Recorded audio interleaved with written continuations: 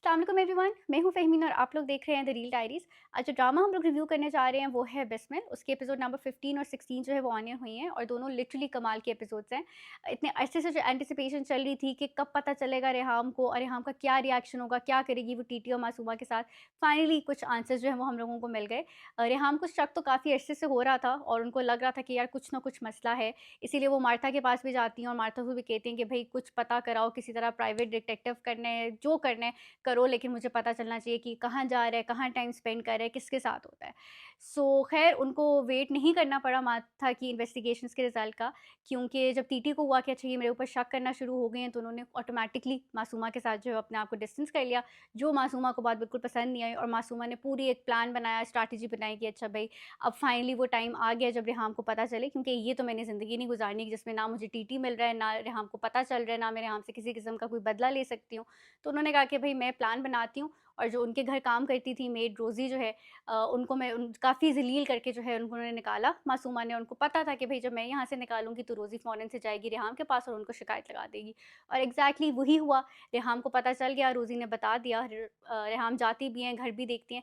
यहाँ मुझे ये चीज़ बहुत अच्छी लगी कि रेहाम फ़ौरन से अंदर नहीं चली जाती जब वो देखती हैं मासूमा का घर, बल्कि वो वापस आती हैं, वो टाइम लेती है थोड़ा प्रोसेस करने के अंदर। वो शॉक में भी होती हैं, उनको गुस्सा भी होता है, उनका एक डिसबिलीफ भी होता है कि भई मेरा शौहर जिसके ऊपर मैंने इतना ज़्यादा ट्रस्ट किया, और शादी कोई ऐसी नहीं थी रेहाम की और टीटी साहब की कि 2 साल या 4 साल की हो, उनका एक बड़ा जवान बेटा है जिसकी लिटरली अभी डेस्टिनेशन वेडिंग होने वाली है। सो उन्होंने इतना टाइम साथ गुज़ारा है, उनकी पसंद की शादी थी, टीटी ने उनको पसंद किया था, उसके बाद ऐसा इंसान उनको धोखा दे सकता है, तो वो एक उन्होंने बहुत आई थिंक रियलिस्टिक दिखाया था कि रेहाम ने थोड़ा-सा टाइम लिया, थोड़ी-सी स्पेस ली जिसके अंदर उन्होंने ना अपने बेटे को बताया, ना उन्होंने मियाँ को बताया कि भई मुझे सब कुछ पता चल गया है। इनफैक्ट उन्होंने राइट टाइम का वेट किया कि वो उस टाइम पे गईं घर, जब टीटी और मासूमा जो है वो साथ थे और हाथ भी उन्होंने पकड़े हुए थे, और तब जो है उनका जो वो था reaction, I think hats off to the writer at this point. Savera Nadeem की एक्टिंग भी बहुत अच्छी थी, बट स्क्रिप्ट भी बहुत पावरफुल था। मुझे सबसे ज़्यादा अच्छी चीज़ ये लगी कि वहाँ पे रेहाम जाके कोई रो नहीं रही थी, कोई मिन्नतें तरले नहीं कर रही थी कि ओह! तुमने मेरे साथ ये क्यों किया? मेरी मोहब्बत में क्या कमी थी? किसी भी पॉइंट के ऊपर रेहाम ने अपने आप को ब्लेम नहीं किया, अपने आप को कमतर नहीं किया, अपनी सेल्फ रिस्पेक्ट को नीचे नहीं किया। बल्कि उन्होंने जितने डिग्निफाइड तरीके से, जितनी ग्रेसफुली ये पूरी सिचुएशन हैंडल की और जाके सही टीटी साहब को ज़लील किया कि भई तुम तो ब्रांडेड कपड़े पहनने की तुम्हें आदत थी, तुम तो रेडी के ऊपर अब शॉपिंग करना शुरू हो गए हो। मासूमा को बातें सुनाई, मासूमा के पेरेंट्स को बातें सुनाई, वो बाय द वे मुझे बहुत अच्छी लगी थी, क्योंकि कहीं न कहीं मैं स्टार्ट से ये बात कही थी कि पेरेंट्स का एक बहुत इम्पोर्टेंट रोल है इस पे। मासूमा जब भी उनसे शादी की बात करती थी, उन्होंने किसी एक पॉइंट के ऊपर भी रोका नहीं था। सिर्फ़ ये कहा था कि भई वो कल को साइड जो है वो अपनी पहली बीवी की लेगा, तुम्हें छोड़ देगा। किसी पॉइंट पे भी पेरेंट्स ने मासूमा को ये रियलाइज़ नहीं करवाया था कि भई तुम गलत कर रही हो। इसलिए जब रेहाम उनको सुनाती हैं कि भई ठीक है तुम्हारा एक्सीडेंट हुआ था, तुमने तो मुझे पूरा का पूरा अपाहिज करने की कोशिश की है। मतलब क्या ऐसा बिगाड़ दिया था? मेरे बेटे ने तो गलती हुई थी ना, तुमने तो जान के पीठ के अंदर जो है वो छुरा घोंपा है। सो वो वाला पार्ट मुझे बहुत अच्छा था कि फाइनली पेरेंट्स को जो है किसी ने रिस्पॉन्सिबल ठहराया। और बाद में भी जब रेहाम टीटी को कहती हैं कि भई मैंने तो तुम्हारे ऊपर इतना ट्रस्ट किया था, वो तो तुमने ट्रस्ट ब्रेक कर दिया है। ये तो एक केस है जो मुझे पता चला है, मुझे नहीं पता कि तुमने और कितने ऐसे जो हैं वो सीन चलाए होंगे, इतने अफेयर्स चलाए होंगे। मैं तो तुम पे ट्रस्ट अब किसी भी तरह का नहीं कर सकती, तुम तो यही हो, ये तुम्हारी औकात है, ये तुम्हारी सच्चाई है, ये रियलिटी है, तो मैं तो तुम्हारे ऊपर मतलब लाइक ठीक है, अगर तुमने ऐसे रहना है, ऐसे ही रहो। और टीटी लिटरली बिल्कुल स्पीचलेस हुए हुए थे, मतलब उनके पास कुछ था ही नहीं कहने के लिए। सो वो चीज़ मुझे जिस तरह से पूरी सिचुएशन रेहाम हैंडल करती हैं, वो मुझे बहुत ज़्यादा पसंद आई।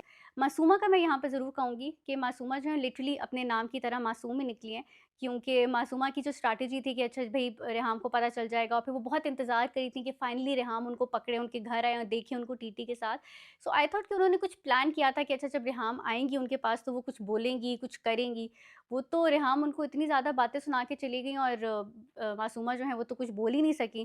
मासूमा ने आई थिंक रेहाम को बहुत ज़्यादा अंडर एस्टिमेट किया था। उनको लग रहा था कि जब रेहाम को पता चलेगा तो वो आके गिड़गिड़ाएँगी, रोएँगी, माफ़ियाँ माँगेंगी, सब कुछ करेंगी, लेकिन ऐसा कुछ भी नहीं हुआ। मासूमा की जो प्रेडिक्शन थी या जो भी वो चाहती थी वो पूरा क्लियरली नहीं हुआ। इनफैक्ट अब आई थिंक मासूमा के साथ ज़्यादा ही बुरा हो रहा है, क्योंकि उनके अब्बा जो हैं वो हॉस्पिटल में भी पहुँच चुके हैं और डॉक्टर ने तो कह दिया कि भई इनको जो है वो हार्ट अटैक भी हुआ है रात को, और आई थिंक मोस्ट प्रोबेबली अब्बा की भी डेथ हो जाएगी, क्योंकि पाकिस्तानी ड्रामे में ऐसा हो ही नहीं सकता कि आपके अब्बा की डेथ ना हो। किसी ना किसी एक बाप को तो मरना ही होता है, और स्पेशली अगर वो गरीब हो। सो आई थिंक सूर मासूमा की भी उनकी हो जाएगी, बट आगे अभी देखते हैं कि फिर मुझे नहीं लगता कि मासूमा जो है वो इस पॉइंट के ऊपर गिव अप कर देंगी, कुछ ना कुछ तो वो जवाब देंगी। वो पार्ट मेरे लिए बहुत इंटरेस्टिंग होगा क्योंकि मासूमा का पागलपन अभी दिखाया नहीं है। उसके बारे में एक आध एपिसोड के अंदर बात ज़रूर हुई है जिसके अंदर वो कह रही होती है कि आपने मेरा गुस्सा नहीं देखा, लेकिन अभी वो जो गुस्से की पीक है या वो जो उनकी क्रेज़ीनेस है वो अभी तक हम लोगों ने नहीं देखी। तो आई होप कि आगे सीन्स के अंदर वो भी हम लोगों को देखने को मिले। टीटी साहब क्या करते हैं वो भी इंटरेस्टिंग होगा क्योंकि ऑब्वियसली मुझे नहीं लगता कि रेहाम से उनको बिल्कुल ही कोई अटैचमेंट नहीं थी या बिल्कुल कोई प्यार नहीं था। इतना टाइम उन्होंने साथ गुज़ारा था और अगर हम ड्रामे का स्टार्ट भी देखें तो उनकी अच्छी ही बॉन्डिंग थी, अच्छी केमिस्ट्री थी। ऐसा नहीं था कि वो स्टार्ट से तंग थे। वो तो जब मासूमा आई थी फिर वो थोड़ा-सा दूर होना शुरू हुए थे। सो टीटी साहब क्या करते हैं और अब तो उनके बेटा भी इन्वॉल्व्ड है, बेटे की तो डेस्टिनेशन वेडिंग भी होने वाली है वीनस के अंदर। सो बेटे को भी अभी तो पता चलना है, अभी तो उसको भी नहीं पता। बाकी ये कि एपिसोड्स फाइनली मुझे दोनों बहुत पसंद आई हैं। हाउएवर आई स्टिल थिंक ये जो 2 एपिसोड्स के अंदर हुआ, ये एक एपिसोड में हो सकता था।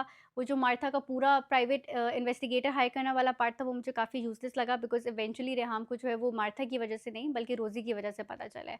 और मार्था के ऊपर तो इनफैक्ट मैं I am going to take a moment और मैं उनके राइट्स के बारे में भी बात करना चाहूँगी। मार्था जब रेहाम से मिलने आ रही होती हैं, तो वो लिटरली रक्षे के ऊपर आती हैं।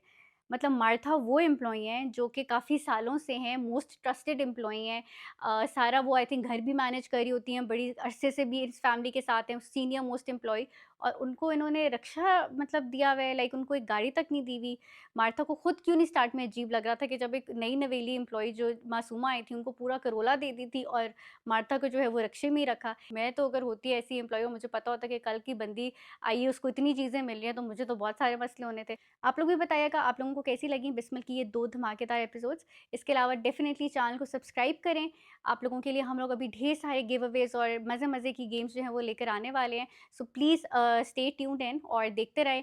अपने कमेंट से हम लोगों को बताते रहें कि हम लोग किस तरह से फ़र्दर इम्प्रूव कर सकते हैं। वीडियोज़ को लाइक करना ना भूलिएगा, चैनल को सब्सक्राइब करना ना भूलिएगा। दुआ में याद रखें। अल्लाह हाफ़िज़।